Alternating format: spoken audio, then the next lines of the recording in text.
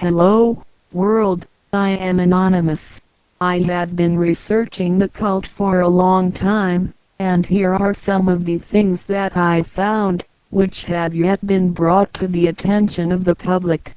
If you only watch these YouTube videos, here's a few things you might not know.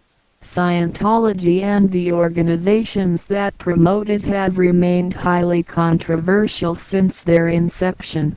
Journalists, courts and the governing bodies of several countries have stated that the Church of Scientology is a cult and an unscrupulous commercial enterprise that harasses its critics and abuses the trust of its members.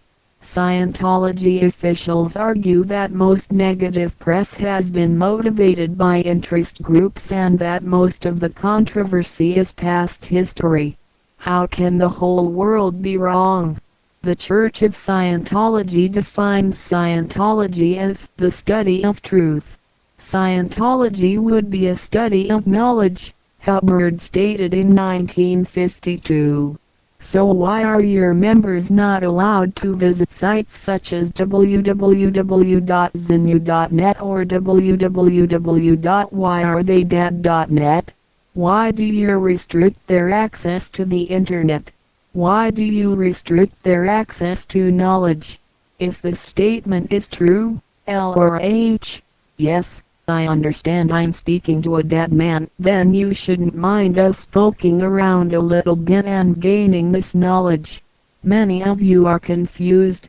L or H did not invent the idea of Scientology. Although today associated almost exclusively with Hubbard, the word Scientology predates his usage by several decades. An early use of the word was as a neologism in an 1871 book by the American anarchist Stephen Pearl Andrews presenting the newly discovered science of the universe. In 1965, Hubbard issued the policy letter HCOPL September 1, 1965, reissued October 5, 1985, entitled Ethics Protection. In it, he states that ethics actions are often used to handle down individual statistics. A person who is not doing his job becomes an ethics target and goes on to detail how a Scientologist can protect himself from ethics punishment by being more productive and keeping statistics up. In short, a staff member can get away with murder so long as his statistic is up and can't sneeze without a chop if it's down. So you can do anything as long as you are contributing to the church. Amazing. Professor Stephen A. Kemp quotes Hubbard as pronouncing that the purpose of ethics is to remove counter-intentions from the environment, and having accomplished that the purpose becomes to remove other intentions from the environment, and all ethics is for in actual fact is simply that additional tool necessary to make it possible to get Scientology technology in. That's the whole purpose of ethics, to get technology in.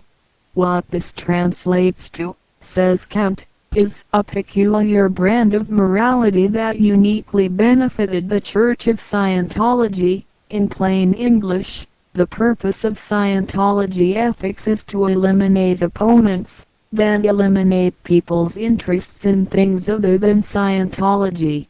In this ethical environment, Scientology would be able to impose its courses, philosophy, and justice system, its so-called technology, onto society. As I continue to find new information, I will continue to pass it along to you. Please remember that these are only summaries of the events/ideas. There is much more to learn. Educate yourself. Knowledge is your greatest weapon. We are anonymous. We are legion. We do not forgive. The world will not forget. We are expected. Beware the Ides of March.